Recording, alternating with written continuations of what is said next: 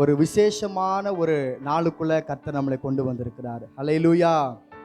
ஆமா, எப்படி ஒரு கிறிஸ்மஸ் பண்டிகையை நம்ம சிறப்பாக கொண்டாடுகிறோமோ, எப்படி ஒரு குட் ஃப்ரைடே அந்த பண்டிகையை நம்ம சிறப்பாக கொண்டாடுகிறோமோ, ஒரு ஈஸ்டர் பண்டிகையை நம்ம எப்படி சிறப்பாக கொண்டாடுகிறோமோ, அதே போல ரட்சிக்கப்பட்ட ஒவ்வொருவர்களும் சிறப்பாய் கொண்டாடக்கூடிய ஒரு பண்டிகை இந்த பெந்தெகோஸ்தே பண்டிகை. ஹல்லேலூயா, ஹல்லேலூயா. இயேசு கிறிஸ்து உயிரோடு எழுந்து 40 நாளளவும் அவர் தம்மை உயிர் உள்ளவராக தன்னோடு கூட இருந்தவர்களுக்கு அவர் தம்மை வெளிப்படுத்தி, எருசலேமில் நீங்க என்ன செய்யுங்க, காத்திருங்கன்னு சொல்லி சீஷர்களுக்கு, தம்மோடு கூட இருந்தவர்களுக்கு அவர் சொல்லிட்டு போனார். அதுல இருந்து ஒரு 10 நாட்கள்ல ஒரு பெந்தெகோஸ்தே என்கிறதான ஒரு நாள் வந்தது. பெந்தெகோஸ்தே என்கிற நாள் புதிய ஏற்பாட்டு நாட்களில நடந்த ஒரு பண்டிகை அல்ல, பழைய ஏற்பாட்டு நாட்களிலே தொன்று தொட்டு நடந்த ஒரு காரியம். அதுதான் அறுப்பின் பண்டிகை அது என்று சொல்லுவாங்க. அப்போ இந்த பெந்தெகோஸ்தே பண்டிகையில தேவனாகிய கர்த்தர் பிதாவின் வாக்குத்தத்தம் நிறைவேறுவதற்கு அந்த நாளை முன்குறித்து வைத்திருக்கிறார். ஹல்லேலூயா, ஹல்லேலூயா. இப்படிப்பட்ட ஒரு இந்த பெந்தெகோஸ்தே என்கிற நாட்கள்ல தான் சபையும் பிறந்திருக்கிறது. ஆமென், ஹல்லேலூயா. சபை பிறந்தனால தான் அந்த சபையில நாம எல்லாம் அங்கமா இருப்பதற்கு கர்த்தருடைய கிருபை நம்ம மேல இருக்கிறது. ஹல்லேலூயா. ஆகவே நாம் எல்லாரும் ஒருமித்து அதிக சந்தோஷமா இருக்கக்கூடிய இந்த நாட்களில கர்த்தர் அவருடைய சபையில நம்மையவே ஒரு சபையாக வைத்திருப்பார் என்று சொன்னால், இதைவிட ஒரு மேன்மையான ஒரு பாக்கியம், இதைவிட ஒரு மேன்மையான சிலாக்கியத்தை வேற எந்த நபரும் வேற யாரும் பெற்றிருக்கவே முடியாது. அப்படிப்பட்ட ஒரு பாக்கியத்தை கர்த்தர் நம்ம ஒவ்வொருவருக்கும் கர்த்தர் தந்திருக்கிறார். ஹல்லேலூயா, ஹல்லேலூயா.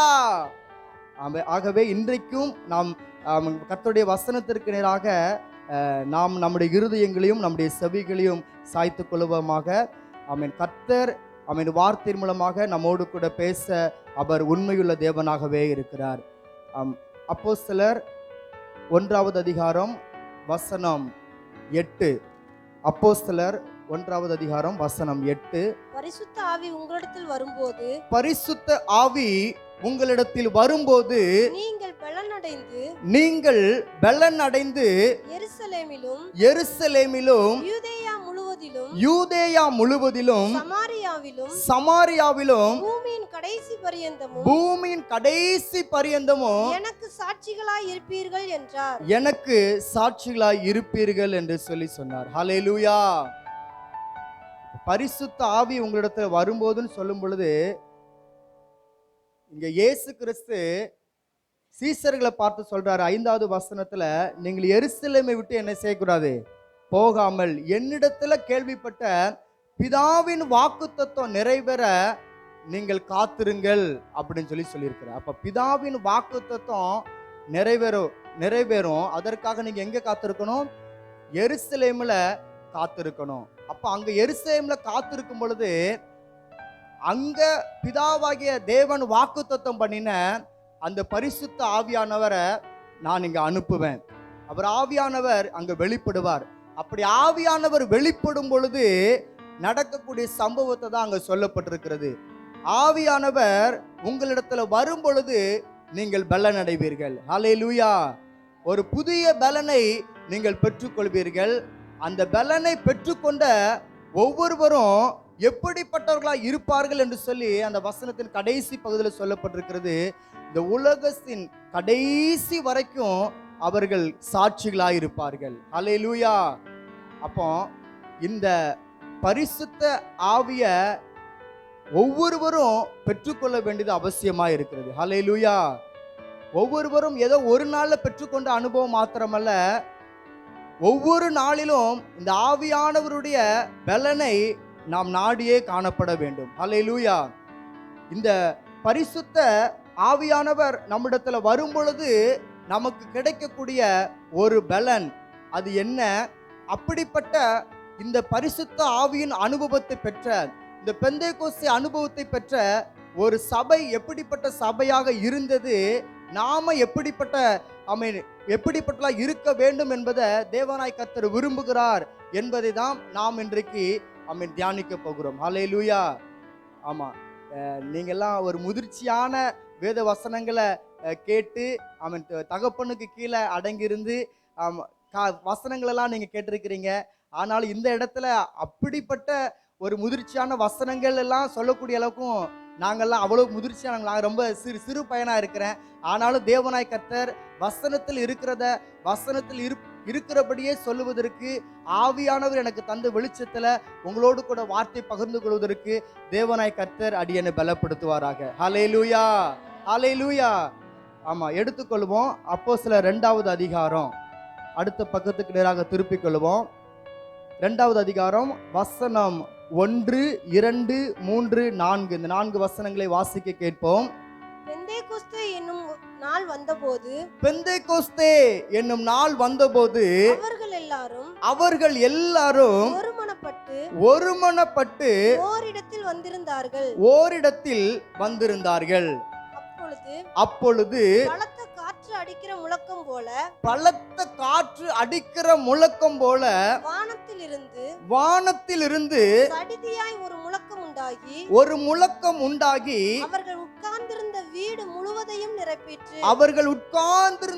முழுவதையும் நிரப்பிற்று. அல்லாமலும் அக்கினிமயமான நாவுகளைப் போல பிரிந்திருக்கும் நாவுகள் அவர்களுக்கு காணப்பட்டு அவர்கள் ஒவ்வொருவர் மேலும் வந்து அமர்ந்தது. அவர்கள் எல்லாரும் பரிசுத்த ஆவியினாலே நிரப்பப்பட்டு ஆவியானவர் தங்களுக்கு தந்தருளின வரத்தின்படியே வெவ்வேறு பாஷைகளை பேசத் தொடங்கினார்கள். ஹல்லேலூயா. அந்த பெந்தேகோஸ்தே என்கிறதான அந்த நாள் வந்த பொழுது இயேசு சொன்னது போல அவரை பின்பற்றின அவரோடு கூட இருந்த சீஷர்கள் இவர்கள் எல்லாரும் ஒரு மேல் வீட்டு அறையில அவங்க ஏறி அவங்க ஜெபித்து கொண்டிருக்கிற வேளையில் அவர் எல்லாருக்குள்ளும் ஒரு மனம் காணப்பட்டது. ஒரே இடத்துல இயேசு சொன்னது போல அவர் ஒரே இடத்துல வந்திருந்தாங்க. அந்த பெந்தேகோஸ்தே என்கிற நாளை கர்த்தர் முன் குறிச்சதுனால அந்த நாளில் நடந்த ஒரு சம்பவம், ஆவியானவர் அங்க இறங்கும் பொழுது 2 காரியத்தை இங்கு நம்ம பார்க்க முடியும். ஒன்று, பலத்த காற்று அடிக்கிற முழக்கம் போல ஒரு முழக்கம் உண்டாயிற்று. ஹல்லேலூயா. 2வது ஒரு அனுபவம், அக்கினிமயமான நாவுகளைப் போல பிரிந்திருக்கக்கூடிய நாவுகள் ஒவ்வொருத்தர் மேலையும் வந்து அமர்ந்தது. அப்போ இந்த பெந்தேகோஸ்தே என்கிறதான ஒரு நாளில் தேவனாகி கர்த்தர் சபைகளுக்கு ஆமென் ஒரு மறு ஜீவனை கொடுக்க அவர் விரும்பினார் என்று சொல்லி எனக்குள்ள நான் இதை தியானிக்கும் பொழுது அப்படியாக நான் இதை தியானித்து கொண்டிருந்தேன். காற்று, அப்போ ஏதேன் தோட்டத்துல ஆதாமை கர்த்தர் உருவாக்கும் பொழுது மண்ணினால அவர் ஒரு மனிதனை உருவாக்கி அங்கே அவனுக்கு ஜீவ சுவாசத்தை ஊதினான், அவன் ஜீவ ஆத்மாவானான் என்று எழுதப்பட்டிருக்கிறது. அங்க ஒரு மண்ணினால ஒரு பொம்மையை செஞ்சு அதற்கு ஜீவ சுவாசத்தை கொடுத்தாரு. அப்ப இன்னைக்கு நமக்கெல்லாம் எதற்கு அப்படி ஒரு மறு ஜீவன் வேணும் அப்படின்னு சொல்லி பார்த்தா, இன்னைக்கு சீஷர்கள் இருந்த நிலைமையை நம்ம யோசித்து பார்க்கணும். சீஷர்கள் 3.5 வருஷம், இயேசு 33 வருஷம் இந்த பூமியில இருந்தாங்க. ஆனா 3.5 வருஷம் சீஷர்களோடு கூட தன்னுடைய நேரங்கள், தன்னுடைய எல்லாவற்றிலும் சீஷர்களோடு அவர் நேரத்தை செலவழித்திருக்கிறார். அப்ப இதையெல்லாம் பார்த்த சீஷர்கள் இயேசுவோடு இருக்கும் பொழுது அவர்களுக்கு கிடைத்த அங்கீகாரம், அவர்களுக்கு கிடைத்த மதிப்புக்கு அளவே இல்லை. அவர்களுக்கு அவ்வளவு சந்தோஷம் இருந்திருக்கும். ஆனா தீர்க்க தரிசனம் நிறைவேறுகிறது போல அவர் பாடுபடுறாரு, சிலுவையில் அறையப்படுறாரு, அடக்கம் பண்ணப்படுறாரு. அப்ப இந்த நாட்கள் எல்லாம் வரும் பொழுது சீஷர்களுக்கு அந்த 3 நாட்களுக்குள்ள இருந்த அந்த சந்தோஷம் இன்னைக்கு இருந்துச்சான்னு சொன்னா கண்டிப்பா இருக்கல அப்படின்னு தான் நான் வேதத்தை வாசிக்கும் பொழுது என்னுடைய கண்கள் அப்படிதான் வேதத்தை பார்க்குது. ஏன்னா இயேசு கிறிஸ்து நம்மளுக்காக, இந்த முழு உலகத்துக்காக அவர் தன்னுடைய ஜீவனை கொடுத்து அவர் அடக்கம் பண்ணப்பட்டு 3 நாள் உயிரோடு எழுந்திருமெல்லாம் சொல்லியிருக்கிறார். அந்த வார்த்தைலாம் அவங்களுக்குள்ள மறந்தும் போகல, மறக்கவும் இல்லை. ஆனாலும் அந்த வார்த்தை அவங்களுக்கு கிரியை செய்யாதபடிக்கும் அவர்கள் பல்வேறு காரியங்களை தங்களுக்குள்ள மற்ற காரியங்களுக்கு தன்னுடைய சிந்தனைகளை அவங்க புதைத்து வைத்திருக்கிறாங்க. அப்ப இன்னைக்கு இயேசுவோடு கூட இருக்கும் பொழுது அவர்களுக்குள்ள எந்த அளவுக்கு சந்தோஷம் மகிழ்ச்சி இருந்ததோ அந்த மகிழ்ச்சிய அந்த சந்தோஷத்தை இப்பொழுது அவர்களால காண முடியல. ஆனா இயேசு திரும்ப திரும்ப எத்தனை முறை தன்னை வெளிப்படுத்த முடியுமோ அவ்வளவு முறை 40 நாளளவும் சீசர்களுக்கு தம்மை வெளிப்படுத்துகிறார். ஒரு தனிப்பட்ட நபருக்கு கூட தனிப்பட்ட விதமா அவர் வெளிப்படுத்துகிறார். மகதலேனா மரியாளுக்கு தன்னை வெளிப்படுத்துகிறாரு தனிப்பட்ட விதத்துல. சீமோன் பேதுருவுக்கு தன்னை தனிப்பட்ட விதத்துல அவர் வெளிப்படுத்துகிறார். அதற்கு ஒரு ஆதாரங்கள் இல்லை, ஆனாலும் சீசர்கள் சொல்றாங்க, பவுல் அதை சொல்றாரு, பேதுருவுக்கு ஆமென் அவர் முதலாவது தரிசனமான பின்பு மற்ற 11 அவர் தரிசனமானார் என்று சொல்லி விதத்துல நாம் பார்க்க முடியும். தோமாவுக்காகவே திரும்பவும் அவர் எல்லாரும் பூட்டப்பட்ட அறைக்கு நடுவுல இருந்தாலும் அந்த தோமாவுக்காக 8 நாளைக்கு அப்புறம் திரும்பவும் தோமாவை சந்திக்க வேண்டும், தோமாவுக்கு சில காரியங்களை தெளிவுபடுத்த வேண்டும் என்பதற்காகவே அவர் திரும்ப திரும்ப நான் ஜீவனுள்ளவராய் இருக்கிறேன், நான் மரித்தேன் ஆனாலும் 3ஆம் நாள் உயிரோடு எழுந்திருப்பேன் என்று சொன்ன அந்த வார்த்தை நிறைவேறும்படியா இன்னைக்கு உங்கள் மத்தியில இருக்கிறேன் என்பதை அவர் திரும்ப திரும்ப வெளிப்படுத்த வேண்டியதா இருந்தது. இப்ப இதெல்லாம் கர்த்தர் வெளிப்படுத்தி 40 நாளுக்கு அப்புறம் திரும்ப என்ன பண்ணிட்டாரு, எங்க இருந்து இயேசு கிறிஸ்து பிதாவினிடத்துல வந்தது போல அவர் திரும்ப பிதாவினிடத்திற்கு எல்லாருடைய கண்களும் காண அவர் எடுத்துக்கொள்ளப்பட்டார். ஆனா நான் நினைக்கிறேன் இந்த 10 நாட்களை நீங்க காத்துருங்கன்னு சொன்ன பொழுதும் திரும்பவும் அவங்களுக்குள்ள ஒரு கலக்கம் கண்டிப்பா இருந்திருக்கலான்னு நான் அப்படிப்பட்ட ஒரு கோணத்தை நான் சிந்திக்கிறேன். அப்போ அவங்க அப்படிப்பட்ட இனி நம்முடைய வாழ்க்கையில் நம்ம என்ன செய்ய போறோம், ஏன்னா எல்லாவற்றையும் கர்த்தர் கொடுத்துட்டாரு. இனி கர்த்தர் இயேசு கிறிஸ்து விட்டு போன ஊழியத்தை இந்த 12 பேர் தான் செய்யணும். மற்ற இருக்கக்கூடிய மற்ற சீசர்கள் இயேசுவை பின்பற்றினாங்களா, இயேசுவோடு கூட இருக்கும் பொழுது 12 பேர் மாத்திரமல்ல, ஆமா ஊழியத்திற்கு அனுப்பு 2 பேரா அவர் அனுப்புவது 70 பேரை அனுப்புனாரெல்லாம் இன்னொரு வேத பகுதியில் நம்ம வாசிக்க முடியும். அப்ப கிட்டத்தட்ட இவங்க 120 பேர் பெண்கள் எல்லாம் இருக்கிறாங்க, 120 பேர் இந்த மேல் மாடியில கூடி இருக்கிறாங்க. அப்ப இந்த 120 பேருக்கும் நம்ம இனி அடுத்த கட்டம் நம்ம என்ன செய்ய போறோம், இயேசுவோடு இருக்கும் பொழுது இயேசு என்ன செஞ்சார்னா சகலவற்றையும் நமக்கு போதித்தார், சகலவற்றையும் கற்றுக் கொடுத்தார். அவன் சில இடங்கள் இப்படி இருக்கக்கூடாதுன்னு கற்றுக் கொடுத்தார், இங்க இப்படிதான் இருக்குன்னு கற்றுக் கொடுத்தார். ஆனா இனி நம்ம எப்படி நம்முடைய வாழ்க்கையை நடத்த போறோம், இனி எப்படி கர்த்தர் நம்ம கிட்ட ஒப்புவித்த காரியத்தை செய்ய போகிறோங்கிற ஒரு கலக்கம் இருந்திருக்கலாம். ஆமா அப்படிப்பட்ட சூழ்நிலையில கர்த்தருடைய வார்த்தையை அவங்க கேட்டு அதன்படி செய்ததுனால அங்க நடந்த ஒரு சம்பவம் தான் பெந்தைக்கோஸ்தே நாளில பலத்த காற்று அடிக்கிற முழக்கம் போல ஒரு முழக்கம் உண்டாயிற்று. அப்ப இந்த காற்றில தான் தேவனாகிய கர்த்தர் இந்த காற்றின் மூலமாக அந்த அறையில இருந்த ஒவ்வொருத்தருக்கும் ஒரு மறு ஜீவன கர்த்தர் கொடுக்க விரும்பினார். ஹல்லேலூயா, ஹல்லேலூயா. ஆமா எசேக்கியேல் 37வது அதிகாரத்துல நம்ம வாசிக்கும் பொழுது எசேக்கியேல் தீர்க்கதரிசிய உலர்ந்த எலும்புகள் நிறைந்த ஒரு பள்ளத்தாக்கு, இந்த பகுதிகள் எல்லாம் நமக்கு தெரிந்திருக்கிற ஒரு காரியம்தான். அதை எடுத்து வாசிப்போம். எசேக்கியேல் எழுதின தீர்க்க தரிசன புஸ்தகம் 37வது அதிகாரத்திற்கு நேராக நாம் நம்முடைய வசனத்தை திருப்பிக் கொள்வோம். 37வது அதிகாரம் வசனம் 9 ஒருவர் வாசிக்க கேட்போம். அப்பொழுது அவர் என்னை பார்த்து நீ ஆவியை நோக்கி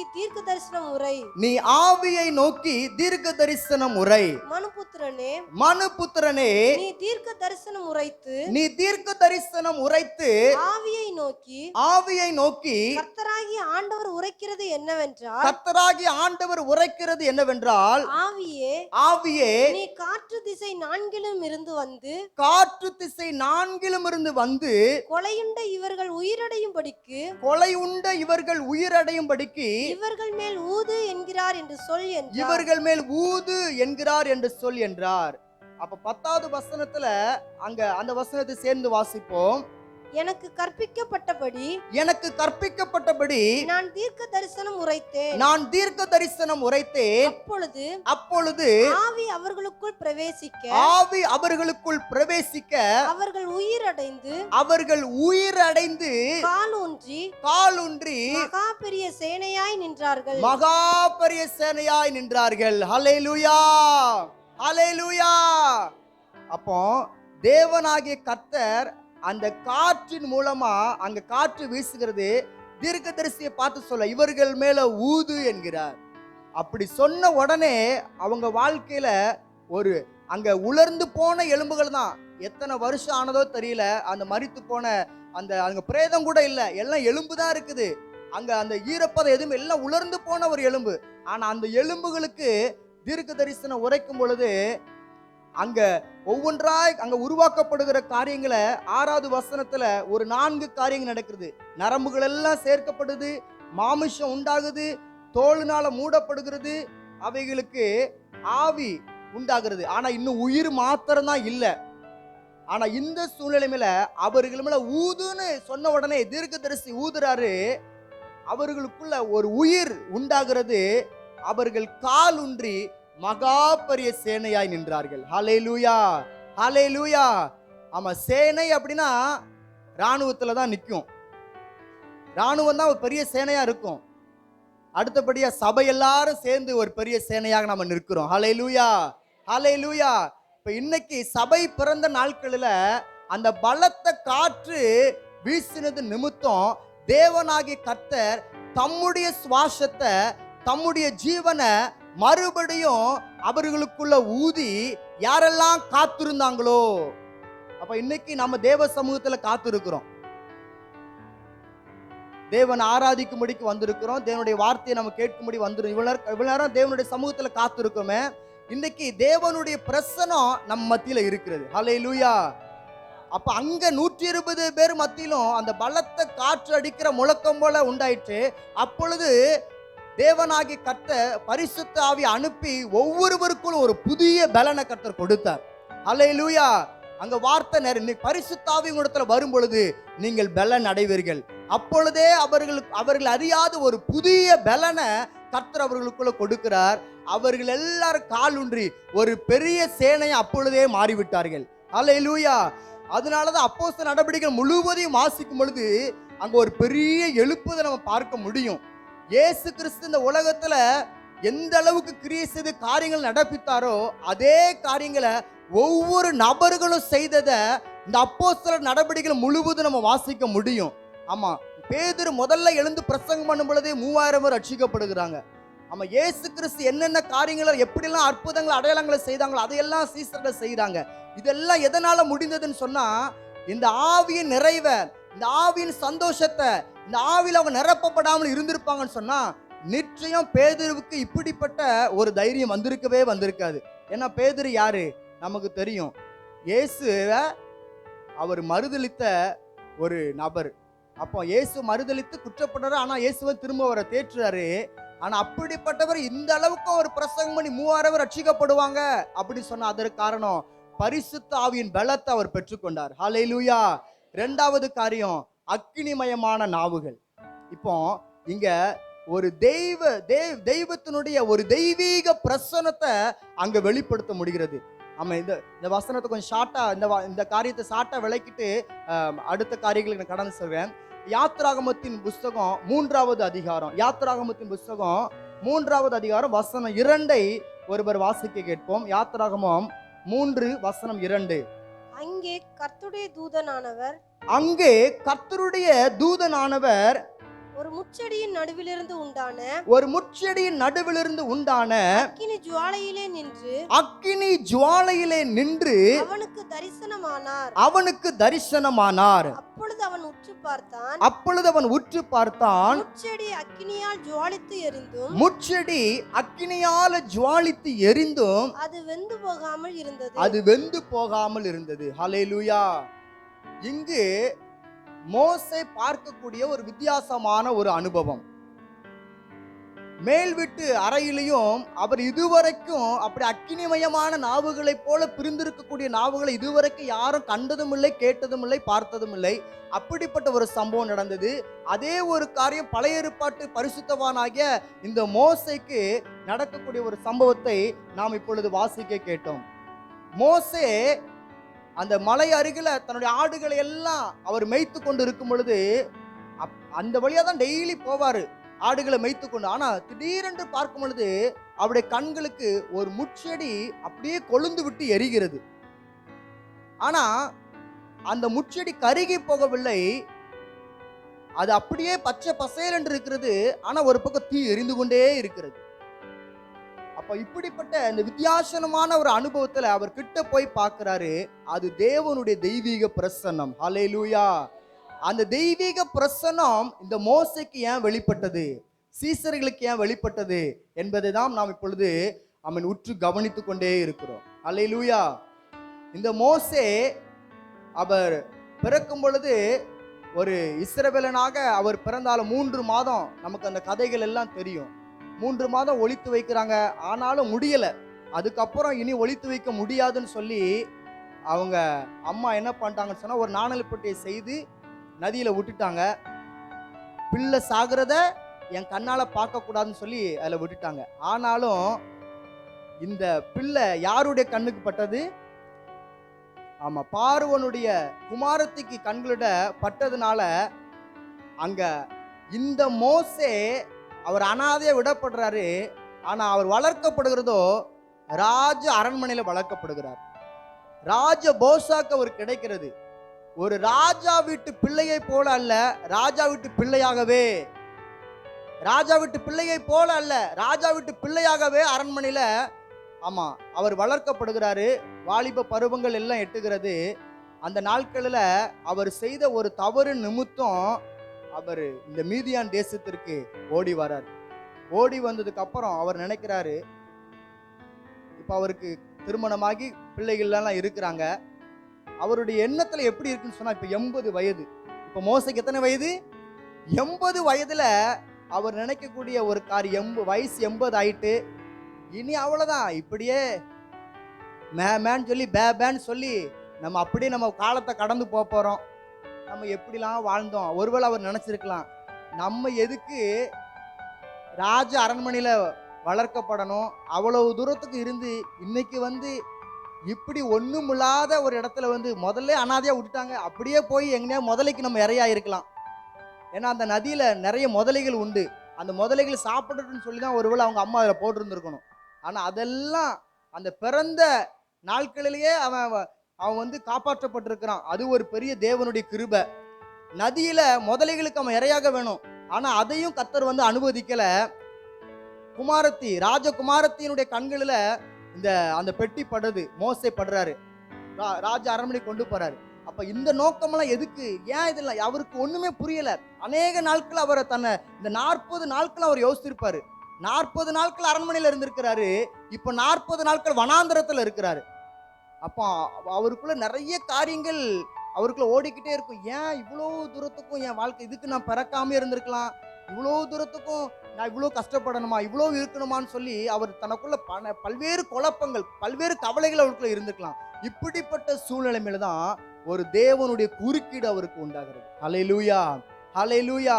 இந்த வசனத்தை நம்ம தியானித்துக் கொண்டே இருக்கும் பொழுது, ஆவியானவரே, மோசேக்கு உம்மை வெளிப்படுத்தின அந்த தெய்வீக பிரசனம் 120 பேருக்கும் அந்த அக்கினிமயமான பிரசனத்தை வெளிப்படுத்தின தேவன் இன்றைக்கு எங்கள் நடுவுல உம்முடைய பிரசனத்தை நீர் வெளிப்படுத்தும்படியாக நாங்கள் ஜெபம் பண்ணுகிறோம் என்பது இந்த செய்தியை, இந்த வார்த்தை கேட்டுக்கொண்டே இருக்கும் பொழுது நம்முடைய உள்ளத்தின் ஆழத்துல அப்படி உட்பட்ட ஒரு ஜெபம் எழும்ப வேண்டும். ஹல்லேலூயா, ஹல்லேலூயா. அப்ப இப்படி அவர் சிந்தித்துக் கொண்டிருக்கிற அந்த சிந்தனைகளுக்கு நடுவுல தான் நான் நினைக்கிறேன், நான் இப்படிதான் அப்படி யோசிக்கிறேன். அந்த அப்படிப்பட்ட ஒரு குழப்பத்துல இருக்கும் பொழுது, அன்னைக்கு காலை வேளையில அவர் ஆடுகளை மேய்த்து கொண்டிருக்கும் பொழுது அந்த முட்செடி அவர் பார்க்கிற வண்ணம் கொழுந்து விட்டு எரியுது. அங்கதான் கர்த்தர் பேசுகிறார், மோசே, நீ பிறந்ததற்கு ஒரு நோக்கம் உண்டு. இந்த சபையில இருக்கிற நம்ம எல்லாரும் பிறந்ததற்கு ஒரு நோக்கம் உண்டு. ஹல்லேலூயா. நம்ம எத்தனையோ சூழ்நிலைமைகள கர்த்தர் நம்மளை காப்பாற்றி இன்னைக்கு நம்மளை ஜீவனோட வைத்திருக்கிறாருன்னு சொன்னா அதற்கும் ஒரு நோக்கம் உண்டு. ஹல்லேலூயா. இது எல்லாத்திற்கும் ஒரு காரணம் உண்டு. நீ இந்த மீதியான் தேசத்துல இந்த 40 வருஷம் உன்னுடைய மாமாவுக்கு கீழே இருந்து அடங்கி இந்த ஆடுகளை மேய்த்து கொண்டிருக்கல, இதோட உன் வாழ்க்கை முடிந்து போகிறது அல்ல. உன் சிந்தனையை நீ மாற்ற வேண்டும் என்று சொல்லி அங்க அவன் முடிந்ததுன்னு சொல்லி அவர் நினைத்து கொண்டிருக்கிறார் மோசே. ஆனா இங்க கர்த்தர் அவனுடைய வாழ்க்கையில முடிந்ததுன்னு சொல்லி அவன் ஃபுல் ஸ்டாப் வைக்கிறாரு. மோசே ஃபுல் ஸ்டாப் வைக்கிற இடத்துல கர்த்தர் அந்த ஃபுல் ஸ்டாப்பை கமாவாக்கி இனிதான் உன் வாழ்க்கையில ஒரு புதிய ஆரம்பமே இருக்குது. ஹல்லேலூயா. அங்க எருசலேம்ல 120 பேர் அவங்க நினைச்சாங்க இயேசு கிறிஸ்து இருக்கும்போது எப்படி இருந்தோம் தெரியுமா? இவங்கெல்லாம் ஏசப்பா கூடவே இருந்தாங்க, யாரும் சொல்ல வேண்டாம், நம்ம பேச்சே காட்டி கொடுத்துருது. பேதுரு நினைச்சிருப்பாரு, உன் பேச்சு நீ இயேசுவோடு கூட இருந்தவமெல்லாம் இருக்குது. அவர் சொல்லவே இல்லை, அவரு தன்னை மறைக்க பார்க்குற, அவன் எவனே தெரியாது அப்படின்னு சொல்லி அவர் பல்வேறு வார்த்தைகளை பேசியிருப்பார். ஏன்னா சபிச்சிட்டாரு, சத்தியம் பண்ணிட்டாரு. அவரும் நான் ஏசப்பா கிட்ட இல்லைன்னு சொல்லி பார்க்குறாரு. ஆனால் அவருடைய வார்த்தை நீ இயேசுவோடு கூட இருந்தவன் என்று வெளிப்படுத்துது. அந்த அளவுக்கும் இயேசுவோடு கூட இருந்தாலே அவங்க வாழ்க்கையிலே ஒரு பெரிய மாற்றம் ஏற்படுது. இவ்வளவு தெரிஞ்சவங்க இன்னைக்கு இயேசு இல்லை, அவர் எந்த இடத்துக்கு அந்த இடத்துக்கு போயிட்டாரு. ஆனால் அப்படிப்பட்ட சூழ்நிலையில அவங்களுடைய சிந்தனை கர்த்தர் மாற்ற விரும்புகிறார். ஹல்லேலூயா. எப்படி மோசையோடு பேசி இஸ்ரவேல் தேசத்திற்கு நீ ஒரு ரட்சகனாய் நான் உன்னை ஏற்படுத்த போறேன். ஹல்லேலூயா. உன்னை கொண்டு தேசங்களை நான் எழுப்ப போறேன். அடிமைப்பட்டிருக்கிற அந்த ஜனத்தை உன்னை கொண்டு நான் விடுதலையாக்க போறேன்னு சொல்லி இந்த மோசைக்கு தன்னை கர்த்தர் வெளிப்படுத்துறார். ஹல்லேலூயா. இப்போ அந்த மோசைக்கு எப்படி ஒரு புதிய பலன் வந்திருக்கும்? வானத்தையும் பூமியும் படைத்த கர்த்தர் என்கிட்ட நீ இதை செய்ப்பான்னு சொல்லி ஒரு ராஜா ஏற்கனவே இருக்கிறாரு. ஆனா அந்த ராஜாவெல்லாம் விட நான் இஸ்ரவேல் தேசத்துக்கு ஒரு ரட்சகனா ஏற்படுத்துறேன்பா அப்படின்னு சொல்லக்கூடிய இன்னைக்கு ஆடை மேய்ச்சிக்கிட்டு இருந்த ஒரு தாவீது ராஜாவானு பார்த்தோம். ஆனா ஆடை மேய்த்து கொண்டிருந்த இன்னொரு ராஜாவும் இருக்கிறாரு, அவர் தான் மோசே. ஹல்லேலூயா. ஹல்லேலூயா. அவருக்கு தெரியாது நம்ம இஸ்ரவேல் தேசத்தெல்லாம் நடத்தக்கூடிய ஒரு ஆளுக நம்ம மேல இருக்குன்னு சொல்லி. ஆனா கர்த்தர் அவனை அப்படிதான் வைத்திருந்தார். நம்ம நடந்து போகிற ஒவ்வொரு சூழ்நிலையிலும் கர்த்தர் நோக்கம் இல்லாமல், கர்த்தர் அனுமதி இல்லாமல் நம்முடைய வாழ்க்கையில ஒன்றுமே நடக்கவில்லை என்பதற்கு இந்த வார்த்தைகள் எல்லாம் நம்மோடு கூட பேசிக்கொண்டே இருக்கிறது. ஹல்லேலூயா. ஹல்லேலூயா. ஆவியானவரே, நான் இப்பொழுது நடந்து கொண்டிருக்கிற இந்த வாழ்க்கையிலும் இந்த சூழ்நிலைகளும் கர்த்தர் ஏதோ ஒரு திட்டத்தை என் வாழ்க்கையில வைத்திருக்கிறீர், என் குடும்பத்துல வைத்திருக்கிறீர். அதற்காக உமக்கு நன்றி, அதற்காக உமக்கு நன்றி. அந்த பாதையில கர்த்தர் எனக்கென்று வைத்திருக்கிற அந்த வெளிச்சத்தை நான் காணணும். மோசே கண்டுகொண்டது போல, 120 பேரும் கண்டுகொண்டது போல, உம்மோடு பயணித்தவர்கள் கண்டுகொண்டது போல, உம்மை ஆராதித்து கொண்டிருக்கிற நானும், உம்மை பின்பற்றுகிற நானும், உம்மை நோக்கி கொண்டிருக்கிற நானும், ஆவியானவரே அந்த திட்டத்தை நான் மறந்து விடவே கூடாது என்பது நம்முடைய ஜெபமா மாறணும். ஹல்லேலூயா. ஹல்லேலூயா. அப்போ இதற்காக தான் நான் நினைக்கிறேன் ஆவியானவர் அப்படி சாதாரண வந்துட்டு சில எப்படினாலும் போயிருந்திருக்கலாம். பலத்த காற்று, ஏன் காற்று மூலமா வெளிப்படணும்? அதற்கு தான் நான் சொன்னேன், அந்த உலர்ந்த எலும்புகள், அந்த உலர்ந்து போன எலும்புகள் எல்லாம் உயிரடையணும். இப்போ இன்னைக்கு அவன் உலர்ந்து போன அனுபவம், இனி என்ன செய்ய போறனே தெரியல. அப்போ உனக்கு இன்னொரு ஜீவன் வேணும், நீ உயிர் அடையணும். நீ உயிரோடு இருந்து செத்தவனை போல இருக்கிற, ஆகவே உனக்குள்ள இன்னும் ஒரு ஜீவன் அவசியம் சொல்லி தான் அங்க சீஷர்களை தட்டி எழுப்புறாரு. இஸ்ரவேல் ஜனங்கள் அடிமைப்பட்ட ஒரு தேசத்துல இருக்கிறாங்க, அடிமையாகி. அப்ப அங்க கர்த்தர் அந்த இஸ்ரவேல் ஜனங்களுக்கு தன்னை வெளிப்படுத்துவதற்காக தான் இங்க ஒரு உலர்ந்த எலும்புகள் இந்த பள்ளத்தாக்கு நடுவில் இந்த எசேக்கியேல் தீர்க்கதரிசி கர்த்தர் கொண்டு போய் சொல்லாரு, இப்படி நான் இஸ்ரவேல் ஜனங்களை நான் நடத்துவேன்னு சொல்லுன்னு கர்த்தர் சொல்றாரு. ஹல்லேலூயா. அப்ப அந்த வார்த்தைகள் எல்லாம் தியானிக்கும் பொழுது, இன்றைக்கு இந்த வார்த்தைகளை பேசும் பொழுது, இந்த வார்த்தைகளை நம்ம உற்று தியானிக்கும் பொழுது, கவனிக்கும் பொழுதெல்லாம் நம்முடைய வாழ்க்கைய நம்ம அப்படியே அபியாசப்படுத்தி பார்க்கணும். ஆண்டவரே, இப்படிதான் நீர் என்னை நடத்துவீர். அவன் எப்படி உலர்ந்து போன எலும்புகளே உயிரடைய முடியும் சொன்னா, என் வாழ்க்கைய எந்த அளவுக்கு உயர்த்த உம்மால கூடும், உம்மால் ஆகாதது எதுவுமே இல்லை என்கிற ஒரு விசுவாசம் நமக்குள்ள இன்னும் பெருகணும். ஹல்லேலூயா. ஹல்லேலூயா. இந்த மோசனுடைய வாழ்க்கையில கர்த்தர் ஒரு புதிய ஆரம்பத்தை கர்த்தர் வைத்திருந்தார். ஆகவே இந்த 120 பேர் கூடியிருந்த இந்த சீஷர்கள் நடுவுல இனிதான் ஒரு புதிய ஆரம்பம். அவங்க நினைச்சிருப்பாங்க, இனி என்ன செய்ய போறோன்னு தெரியலையே. ஆவியானவர் அங்க ஊற்றப்பட்டதற்கு அப்புறம், ஆவியானவர் பெற்றுக்கொண்டதற்கு அப்புறம் ஒரு புதிய துவக்கத்தை கர்த்தர் அவருடைய வாழ்க்கையில கர்த்தர் கட்டளையிட்டார். ஹல்லேலூயா. ஹல்லேலூயா.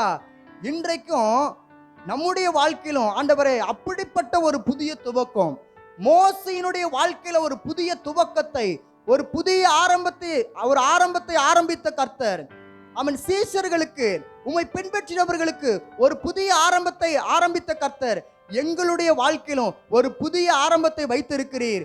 அந்த புதிய ஆரம்பத்திற்கு நேராக கர்த்தர் எங்களை நீர் நடத்தி கொண்டிருக்கிறீர், அதற்காக உமக்கு நன்றி என்று சொல்லி அவன் கரங்களை தட்டி கர்த்தருடைய நாமத்தை நாம் மகிமைப்படுத்துவோம். ஹல்லேலூயா, ஹல்லேலூயா.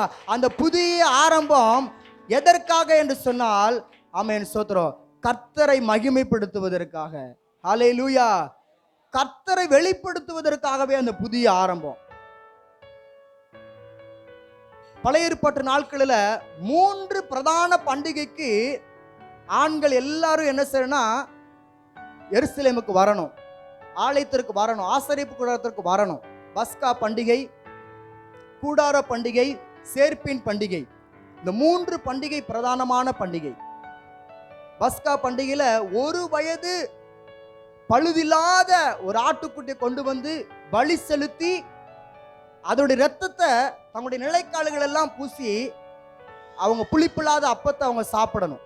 அப்ப இப்படி அவங்க பஸ்கா பண்டிகையை அவங்க அனுசரிக்கணும். கூடார பண்டிகை, தாங்க இருக்கிற இடத்திலிருந்து ஊருக்கு வெளியே வந்து கூடாரங்களை போடணும். கூடாரங்களை போட்டு கர்த்தரை ஆராதனை செய்யணும். அப்போ இதுதான் கூடார பண்டிகை.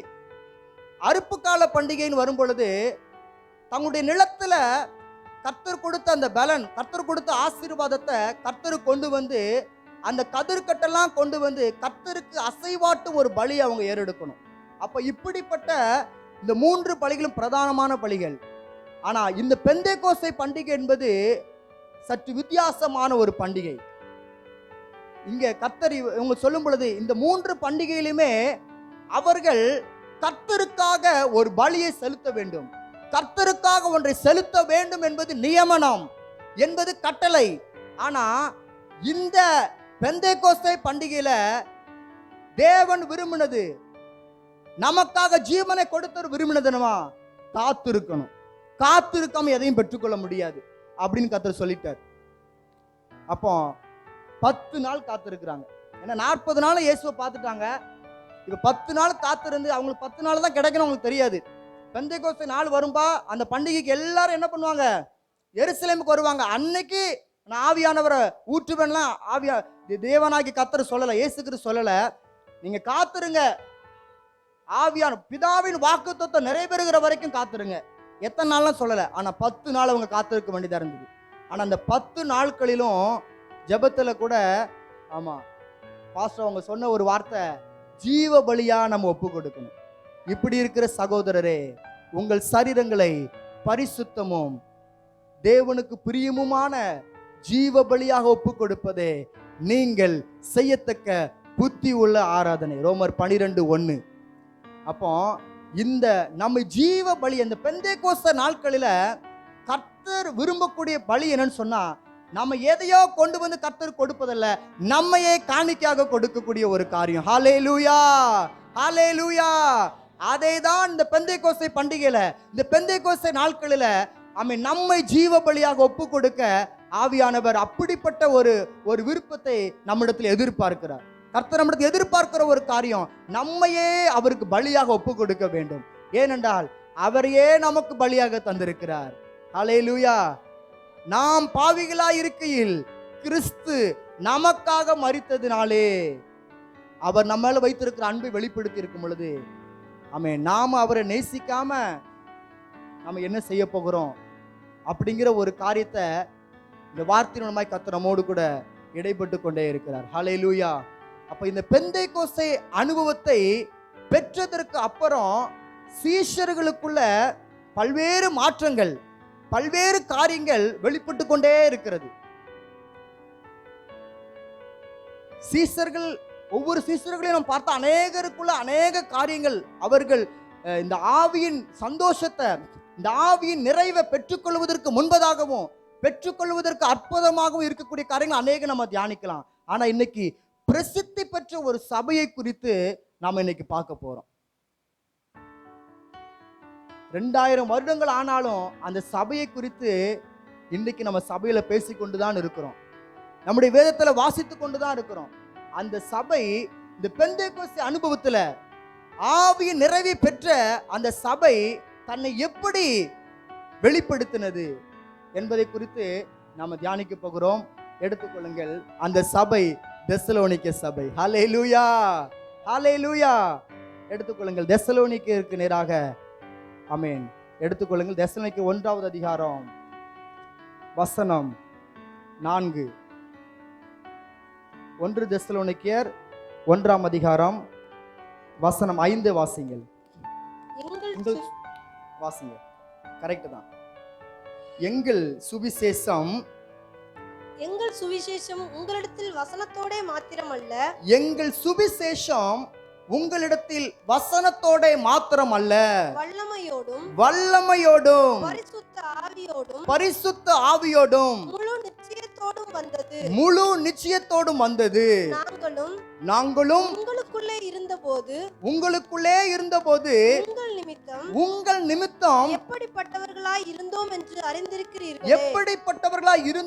அறிந்திருக்கிறீர்கள். 8வது வசனத்தை சேர்த்து வாசிப்போம். எப்படியெனில் உங்களிடத்திலிருந்து கர்த்தருடைய வசனம் மக்கெதோனியாவிலும் அகாயாவிலும் தொனித்ததும் அல்லாமல் நாங்கள் அதை குறித்து ஒன்றும் சொல்ல வேண்டியதா இராதபடிக்கு தேவனை பற்றின உங்கள் விசுவாசம் எங்கும் பிரசித்தமாயிற்று. ஹல்லேலூயா. அப்போ இந்த தெசலோனிக்கே சபையில இருக்கக்கூடியவங்க ஆவியின் அபிஷேகத்தை அவர்கள் பெற்றுக்கொண்டதுனால, இந்த பெந்தேகோஸ்தே அனுபவம் அவர்களுக்குள்ள கடந்து வந்ததுனால அவர்கள் எப்படிப்பட்டவர்களா இருந்தார்களாம்? தேவனை பற்றின விசுவாசத்துல அவர்கள் பிரசித்தமானவர்களா இருந்தார்கள். ஹல்லேலூயா. இந்த விசுவாசம் எதுல எழும்பினது? கர்த்தருடைய வசனத்துல எழும்பினது. ஹல்லேலூயா. இந்த வசனத்துல அவர்கள் தேறினவர்களா இருந்தார்கள். இந்த வசனத்தை அவர்கள் ஒவ்வொரு நாளும் வாசிக்க தொடங்கினாங்க. இந்த வசனத்தை கேட்க ஆரம்பிச்சாங்க. இந்த வசனத்தை கைக்கொள்ள ஆரம்பிச்சாங்க. இந்த வேதத்தில் உள்ள வசனத்தை வாசிக்கிறவர்களும் கேட்கிறவர்களும் இதுல கை கொள்ளுகிறவர்களும் பாக்கியவான்கள். அந்த லிஸ்ட்ல பாக்கியவான்களாகவே இருந்த ஒரு சபை தெசலோனிக்கே சபை. ஹல்லேலூயா. ஆமென். அப்படிப்பட்ட ஒரு சபையில நம்முடைய சபையும் ஒரு சபையா கர்த்தர் வைத்திருக்கிறார் என்று சொல்லுகிறவங்களாம் சத்தம் ஒரு அல்லேலூயா சொல்லுவோம். அல்லேலூயா. அப்ப வசனத்தை வாசிக்கிறது, வசனத்தை கேட்கிறது, இந்த வசனத்தை கை கொள்ளுகிற அனுபவம். வாசிக்க தெரிஞ்ச எல்லாரும் வாசிச்சிடலாம். யாருக்கெல்லாம் காது கேட்குதோ அவங்கெல்லாம் வசனத்தை கேட்டுடலாம். ஆனா கை கொள்ளுகிறது கொஞ்சம் கடினம். ஆனா இந்த தெசலோனிக்கே சபை வசனத்தை கை கொண்டது. கை கொண்டதுனால விசுவாசத்துல அது எல்லாரும் இவங்கள மாதிரி விசுவாசத்துல வளரணும்பா. அவன் கர்த்தரை எந்த அளவுக்கு பிடிச்சிருக்கிறான் பாரு. அந்த சபையார் கர்த்தரை எந்த அளவுக்கு வைராக்கியமா கண்மூடித்தனமா கர்த்தரை விசுவாசிக்கிறாங்க. அதெல்லாம் நடக்கவே சாத்தியம் இல்ல, ஆனா நடக்குது. ஹல்லேலூயா. அப்படிப்பட்ட ஒரு சாட்சிய இந்த தெசலோனிக்கே சபை பெற்றிருந்தது. அதை பவுல் அறிந்து அங்க கடிதம் எழுதுறாரு. உங்களுடைய விசுவாசம் தேவனை பற்றிய விசுவாசம் எங்கும் பிரசித்தமாயிற்று இருக்கிறது. இப்போ தெசலோனிக்கே பட்டணத்துல பவுல் இல்ல, பவுல் வேறொரு இடத்துல இருக்கிறாரு. ஆனா அந்த பவுலுக்கு தெரியுது இந்த தெசலோனிக்கே பட்டணத்துல இருக்கிற ஜனங்கள் வேத வசனத்தை அவ்வளவாய், கர்த்தருடைய வார்த்தைய அவ்வளவாய் இறுக பிடித்து கொண்டு கர்த்தருக்காக நிக்கிறாங்க அப்படிங்கிற ஒரு வார்த்தையை கேட்டு சந்தோஷத்தோடு எழுதக்கூடிய ஒரு கடிதம் தான் இந்த தெசலோனிக்கேயர் 1வது நிருபத்தை அவர் எழுதுகிறார்.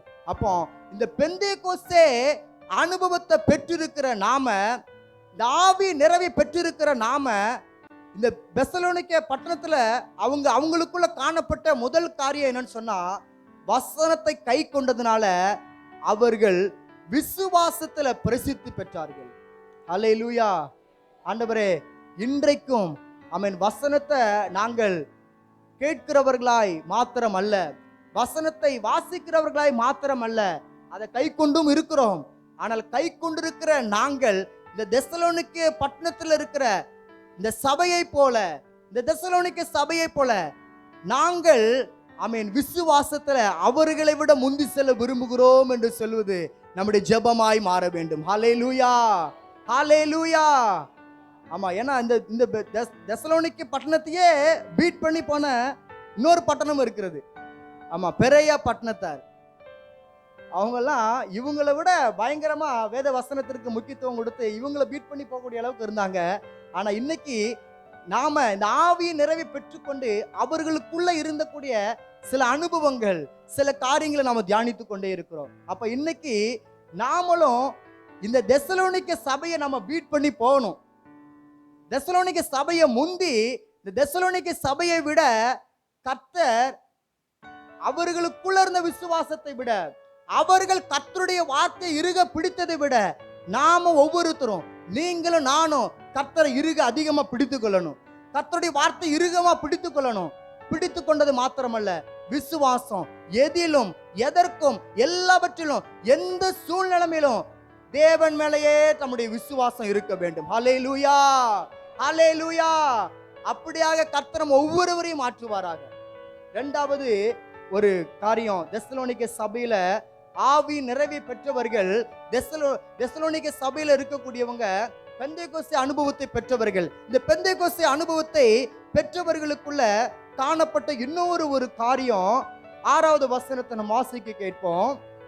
நீங்கள் மிகுந்த உபத்திரவத்திலே பரிசுத்த ஆவியின்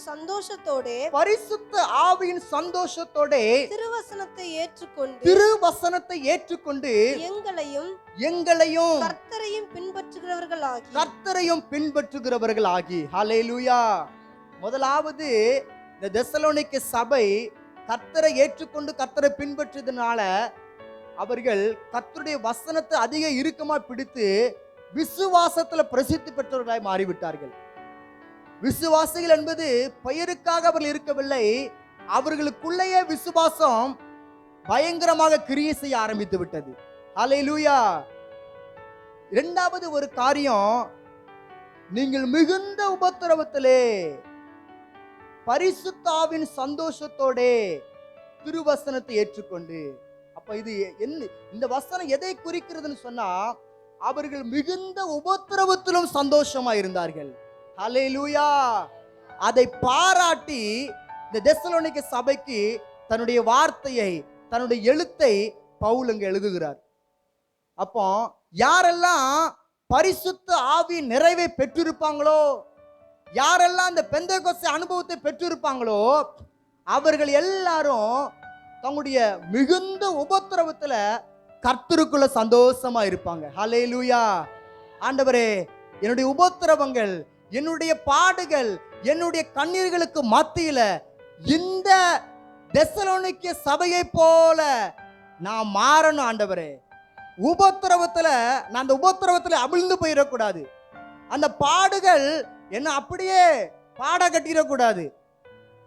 நான் சந்தோஷமா இருக்கணும். ஹல்லேலூயா. நீ கவலை வந்துன்னு சொன்னா அந்த கவலையிலிருந்து எழுந்திருக்க முடியாதபடிக்கும் கவலைக்கு மேல கவலை, கவலையில இருப்போம்.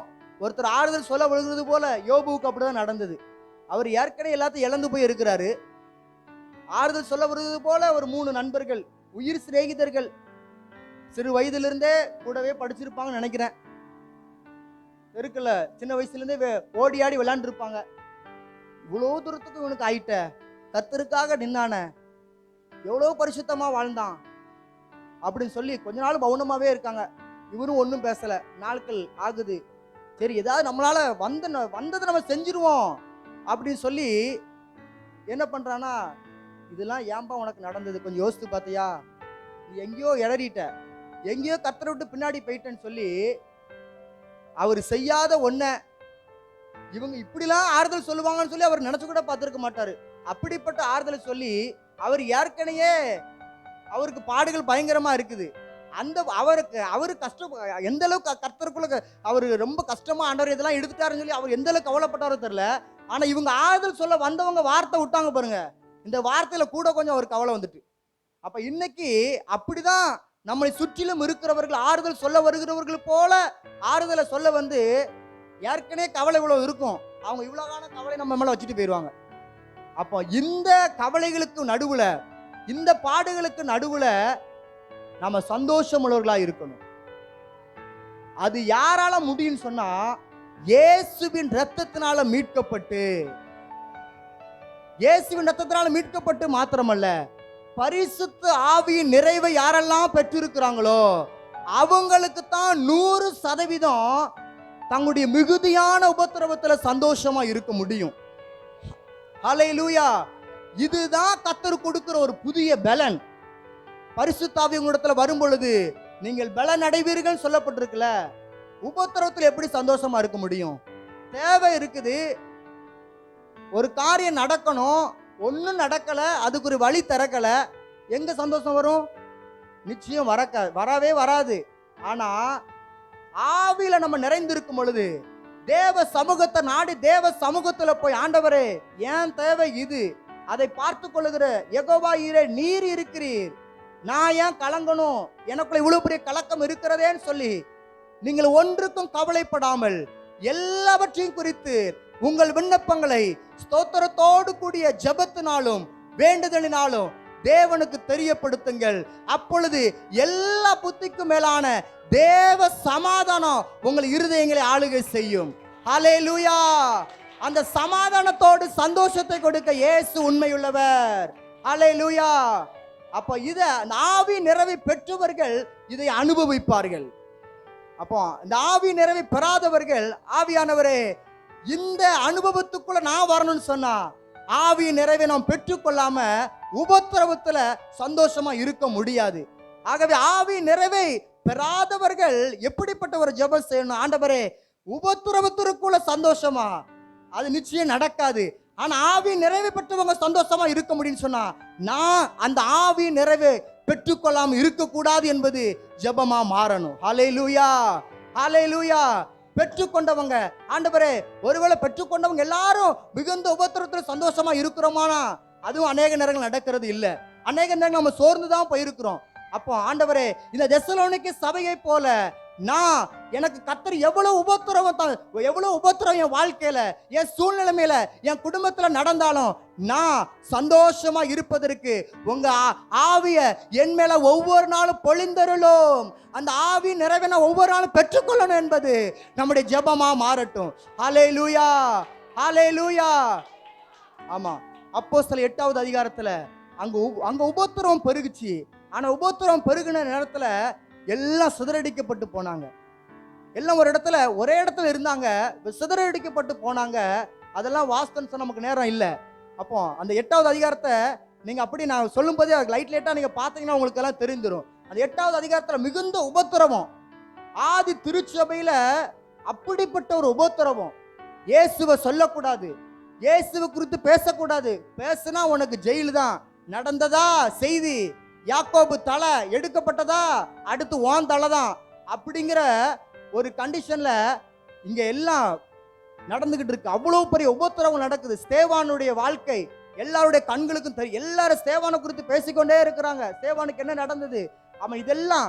அப்ப இந்த உபத்திரவத்துல தான் சபைகள் பெருக ஆரம்பிக்கிறது. எல்லாம் ஒரு கூட்டத்தில் இருந்தாங்க. இப்போ இந்த உபத்திரவத்திற்கு அப்புறம் நடக்கக்கூடிய அற்புதங்கள் அநேகம், அடையாளங்கள் அநேகம். உபத்திரவத்திற்கு முன்பதாக கூட கர்த்தரை குறித்து தெரிந்து கொண்டவர்கள் கொஞ்சம். உபத்திரவம் வர வர கர்த்தரை குறித்து அதிக ஜனங்கள் தெரிய ஆரம்பிச்சுட்டாங்க. கர்த்தருடைய வல்லமை அநேகருக்கு வெளிப்பட ஆரம்பித்து விட்டது. ஹல்லேலூயா. அப்ப அந்த உபத்திரவத்துக்குள்ள ஆவி நிறைவு பெற்றவங்களால தான் இந்த அளவுக்கு கிரியை செய்ய முடிந்தது. ஆண்டவரே அந்த ஆவி நிறைவு நான் சபையில பெற்றுக்கொண்டு சபையோடு என் நிறைவு முடிந்திடக்கூடாது. ஆண்டவரே அந்த பாத்திரம் நிரம்பப்பட்ட ஒரு பாத்திரமா நான் குடும்பத்துக்குள்ள போகும் பொழுது, சமுதாயத்துக்குள்ள போகும் பொழுது, வேலைகளுக்குள்ள நான் கடந்து செல்லும் பொழுது என்ன நிரப்புன அந்த பாத்திரத்துல கர்த்தர் நிரப்பி வைத்திருக்கிறார்ல, அந்த அந்த அபிஷேகம், அந்த பாத்திரத்துல நிரப்பி இருக்கிற அந்த தண்ணீர், அது ஓடிக்கொண்டே இருக்கணும். அது அநேகருக்கு பிரயோஜனமா மாறணும். நம்ம மூலமா அநேகர் சந்தோஷப்படணும். நாம சந்தோஷமா இருந்தாலும் மற்றவங்க சந்தோஷமா இருக்க முடியும். ஹல்லேலூயா. ஆமா, கர்த்தர் சொல்ல, இந்த உலகத்துல உங்களுக்கு உபத்திரவம் உண்டு, ஆனாலும் திடன் கொள்ளுங்கள், நான் உங்களோடு கூட இருப்பேன். ஹல்லேலூயா. அந்த வார்த்தை நம்ம கூட பேசிக்கொண்டே இருக்கட்டும். அந்த வார்த்தை நம்முடைய செவிகளில, நம்முடைய இருதயத்துல தொனித்து கொண்டே இருப்பதாக. ஹல்லேலூயா, ஹல்லேலூயா. அப்ப அந்த தெசலோனிக்கே சபையை போல ஆவி நிறைவை பெற்ற ஒவ்வொருவரும் மிகுந்த சந்தோஷமாய் இருப்பார்கள். ஹல்லேலூயா, ஹல்லேலூயா.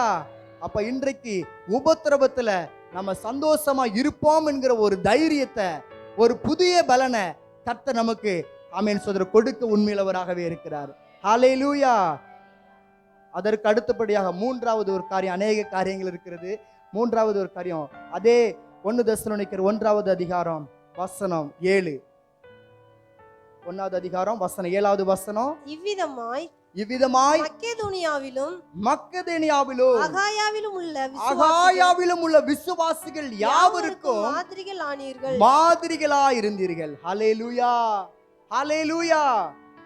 இங்க ஆவி நிறைவு பெற்றவர்கள் எப்படி ஆயிட்டாங்கன்னு சொன்னா எல்லாருக்கும் சாட்சிகளா மாறிட்டாங்க. ஹல்லேலூயா. ஆண்டவரே, ஆவியின் நிறைவை பெற்ற நான், பெந்தெகோஸ்தே அனுபவத்தை பெற்ற நான், பெந்தெகோஸ்தே சபையில வந்து உம்மை ஆராதிக்கிற நான், சாட்சி உள்ள ஒரு வாழ்க்கைய என் வாழ்க்கையில ஒருபோதும் இழந்துடக்கூடாது என்பது நம்முடைய ஜெபமா மாறணும். இந்த 3வது பாயிண்ட்ல ஹல்லேலூயா. ஜெபமா மாத்திரம் அல்ல, சாட்சியாவே நம்ம வாழ்ந்துடணும். ஹல்லேலூயா, ஹல்லேலூயா. இந்த விசுவாசிகள் அநேகருக்கு யாவருக்கும் அவர்கள் மாதிரிகளாய் இருந்தார்கள். அப்படி சாட்சியா இருந்த ஒரு நபரை அப்போஸ்தலர்ல நம்ம பார்க்க முடியும். அப்போஸ்தலர் 9வது அதிகாரம் வசனம் 27 வாசிக்க கேட்போம். அப்போஸ்தலர் 9:27. அப்பொழுது பர்னபா என்பவன் அவனை சேர்த்துக்கொண்டு அப்போஸ்தலரிடத்தில் அழைத்து கொண்டு போய் வழியிலே அவன் கர்த்தரை கண்ட விதத்தையும் அவர் அவனுடனே பேசினதையும் தமஸ்குவில் அவன் இயேசுவின் நாமத்தினாலே தைரியமாய் பிரசங்கித்ததையும் அவர்களுக்கு விவரித்து சொன்னான். இப்போ சவுல் ரட்சிக்கப்பட்டு தேவனால தொடப்பட்டு அவர் பவுலா மாறி சீசர்கள் கூட்டத்துல சேர்றாரு. ஆனா எல்லாருக்கும் ஒரு பயம் இருக்குது. இவன் ஒருவேளை ஏதோ வேஷம் போட்டு ஏதோ கங்கணம் கட்டிக்கிட்டு நானும் சீசன் ஆயிட்டேன்னு சொல்லி நம்ம கூட, ஏன்னா அவன் படுத்தின துன்பம், அவன் படுத்தின பாடம் அவ்வளவு பெரியதா இருந்தது.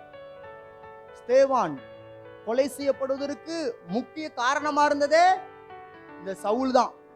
அப்ப அப்படிப்பட்ட ஒருத்தர் ரட்சிக்கப்பட்டுட்டான் அப்படின்னு யார் ஏத்துக்கிடுவா? நேத்து தான் துன்பப்படுத்தி இருக்கிறாரு, நேத்து அவ்வளவு காரியம் செஞ்சிருக்கிறாரு. ஆனா இன்னைக்கு நான் ரட்சிக்கப்பட்டுட்டேன், யாரையும் துன்பப்படுத்த மாட்டேன் அப்படின்னு சொல்லி சொன்னா யார் ஏத்துக்கிடுவா? ஒருத்தர் ஏத்துக்கிடல. ஆனா இங்க இந்த பர்னபா சொல்றாரு, எப்ப உண்மைக்குமே ஆண்டவர் அவரை இயேசு என்ன பண்ணிருக்கிறாரு, அவனை தொட்டு இருக்கிறாரு, அவன் உண்மைக்கு நம்முடைய சீசனா மாறி இருக்கிறான்னு சொல்லி இந்த பர்னபா சொல்றாரு. அப்ப இந்த பர்னபா சொன்ன உடனே எல்லாரும் ஏத்துக்கிடுவாங்களா? அப்ப இந்த பர்னபா எப்படிப்பட்டவனா இருந்திருக்கணும்?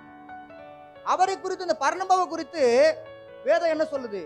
அப்போஸ்தலர் 11வது அதிகாரம் வசனம் 24 வாசிக்க கேட்போம்.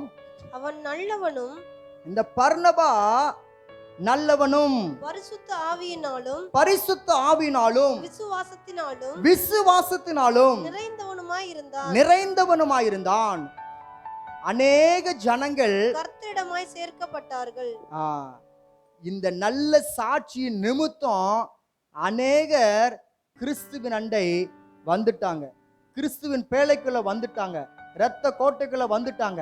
அப்ப இதற்கு என்ன அவசியம்? கிறிஸ்துவுக்குள்ள வரதற்கு, கிறிஸ்துவுக்குள்ள சேர்க்கப்படுவதற்கு, இயேசுவை போல மாறுவதற்கு முதல்ல நான் யாரா மாறணும்? இயேசுவை போல நான் மாறணும். நானே இயேசுவை போல மாறலன்னு சொன்னா நான் பிரசங்கம் பண்ணிட்டு போலாம், ஆனா என்னில இயேசு வெளிப்பட முடியாது. அல்லேலூயா. அப்போ இன்னைக்கு நான் சாட்சியா மாறணும். இயேசு என்ன சொன்னாரோ அதே போல நான் வாழணும். அப்படி வாழ்ந்தாதான் நான் சாட்சியா ஜீவிக்க முடியும். அப்போ அப்படி சாட்சியா ஜீவிக்க முடியாதபடிக்கு அநேக தடைகள் இருக்கும். அதுக்குத்தான் ஆவியானவர் நமக்கு தேவை, அதுக்குத்தான் ஆவியானவர் நமக்கு வேண்டும். அப்ப இந்த ஆவியின் நிறைவை யாரெல்லாம் பெற்றுக்கொண்டாங்களோ, இந்த ஆவியின் சந்தோஷம் யாருக்குள்ளெல்லாம் இருக்கோ, இவங்க எல்லாம் சாட்சியா மாற முடியும். ரொம்ப லகுவா, ரொம்ப ஈஸியா சாட்சியா மாற முடியும் இந்த ஆவி நிறைவை பெற்றுக் கொண்டவர்கள். ஹல்லேலூயா. ஆண்டவரே, அந்த வரிசையில நான் வந்துடணும். ஹல்லேலூயா, ஹல்லேலூயா. நிச்சயம் அந்த வரிசையில தான் நம்ம நிக்கிறோம். நம்முடைய சாட்சி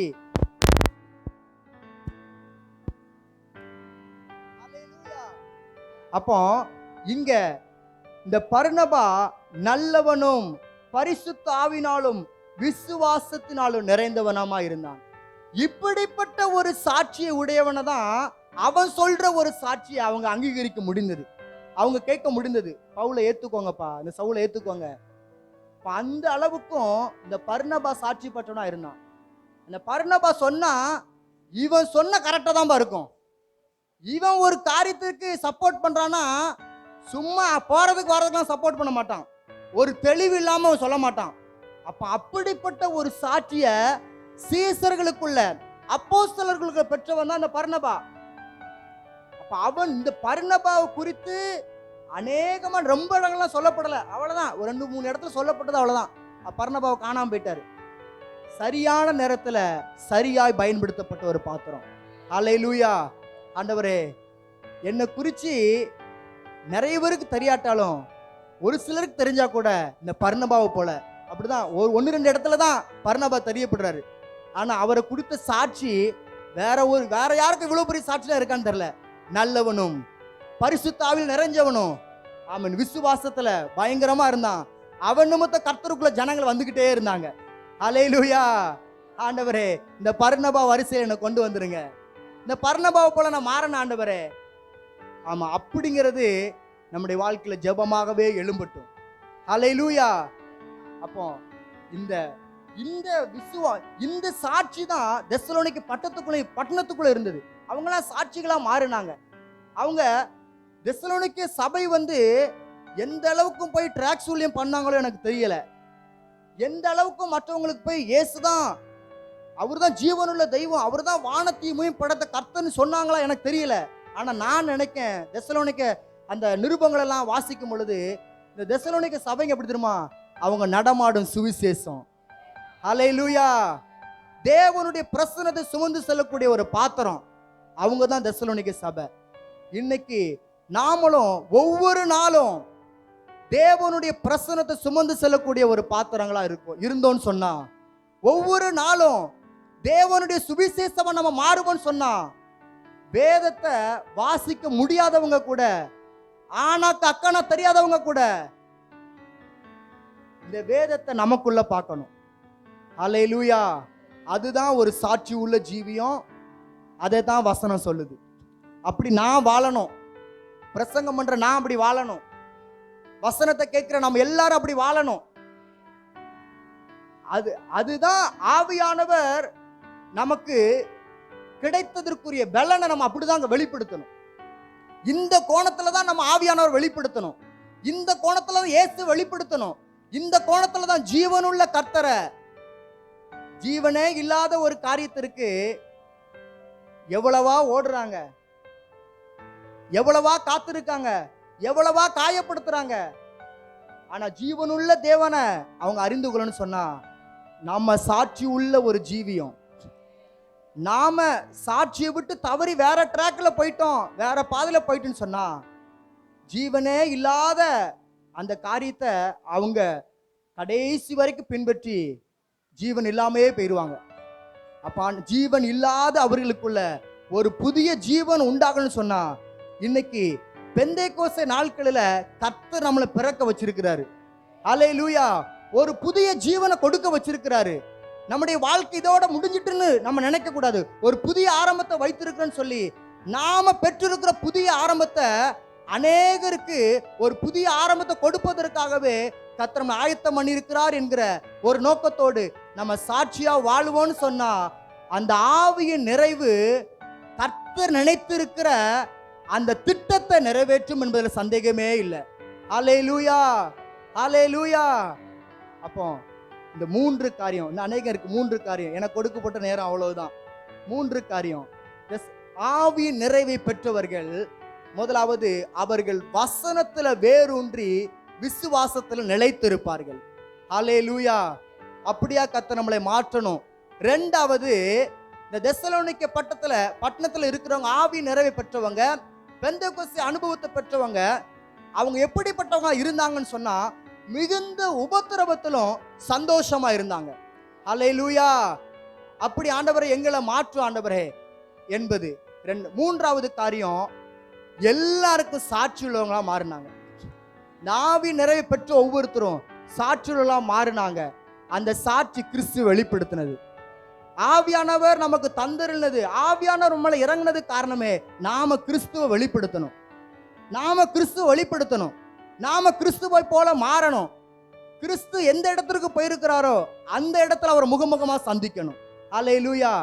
ஆகவே இந்த ஆவியின் நிறைவை பெற்றிருக்கிற நாம இந்த 3 காரியத்தை, இப்பொழுது சொல்லப்படுகிற 3 காரியத்தை ஆண்டவரே நாங்கள் இவைகளில் இன்னும் அதிகமா, இதெல்லாம் நமக்குள்ள இருக்கும். சாட்சி உள்ள ஜீவியம் இருக்கும், உபத்திரத்துல சந்தோஷமா இருப்போம், வசனத்தை கை கொண்டு விசுவாசத்துல இன்னும் வளர்ந்து கொண்டு தான் இருப்போம். ஆனா ஆண்டவரே அது இதோட நின்றக்கூடாது, இன்னும் எங்களுக்குள்ள பெருகணும் என்பது நம்முடைய ஜெபமா மாறட்டும். கண்ணில் மூடி நம்ம ஜெபம் பண்ணுவோம் எல்லாரும். ஆண்டவரே இப்படி ஆவி நிறைவை பெற்ற இந்த தெசலோனிக்கே சபையை போல நாங்க மாறுறோம் ஆண்டவரே. நான் தான் சபை ஆண்டவரே. இந்த சபையாகிய எனக்குள்ள நீர் வாசம் பண்றீங்க. எனக்குள்ள தெசலோனிக்கே சபையார் வெளிப்படுத்தின காரியங்களை நான் வெளிப்படுத்தணும். ஆவி நிறைவை பெற்றுக்கொண்டு அவன் சபையில மாத்திரம் நான் கர்த்தரை வெளிப்படுத்தி கர்த்தரை பாடி துதித்து கடந்து போகிறவனா நான் ஒருபோது இருந்து விடவே கூடாதப்பா. ஆண்டவரே இந்த தெசலோனிக்கே சபையை எனக்கு இன்று காலை வேளையில, இந்த ஆராதனை வேளையில, இந்த செய்தியின் வேளையில நீர் எனக்கு வெளிப்படுத்தினீரே. ஆவி நிறைவை பெற்ற, பெந்தெகோஸ்தே அனுபவத்தை பெற்ற இந்த சபை இப்படி கர்த்தருக்காக நிற்கும் என்று சொன்னால், ஆமே, நிச்சயமாக நாங்களும் இந்த குட் நியூஸ் மிஷன் சபையில் இருக்கிற நாங்கள் எல்லாரும் இந்த தெசலோனிக்கே சபையை விட மிஞ்சி கர்த்தருக்குள்ள நாங்கள் செயல்பட, கர்த்தரை போல மாற ஆவியானவரே உங்க அனுக்கிரகத்தை எங்களுக்கு வெளிப்படுத்துங்கன்னு சொல்லி, எவ்வளவு உபத்திரவம் வந்தாலும் நாங்க சந்தோஷமா இருக்க முடியாதபடிக்கு எங்களை தடை பண்ணுகிற எல்லா காரியங்களும் இயேசுவின் நாமத்துல சுட்டரிக்கப்படட்ட ஆண்டவரே. நாங்க எப்பொழுதெல்லாம் துக்கப்படுறோமோ, நாங்க எப்பொழுதெல்லாம் வருத்தப்படுறோமோ அப்பொழுதெல்லாம் ஒரு ஆவியின் சந்தோஷம், ஒரு ஆவியின் நிறைவு, ஒரு தேவ சமூகம் எங்களை ஆட்கொள்ளட்டும். அவன் அதற்கு நாங்கள் எங்களை விட்டு கொடுக்கிறோம் ஆண்டவரே என்பது. ஹல்லேலூயா, ஹல்லேலூயா, ஹல்லேலூயா, ஹல்லேலூயா. ஆவியானவரே அப்படியா எங்களை மாற்றுங்க, அப்படியா எங்களை மாற்றுங்க ஆண்டவரே.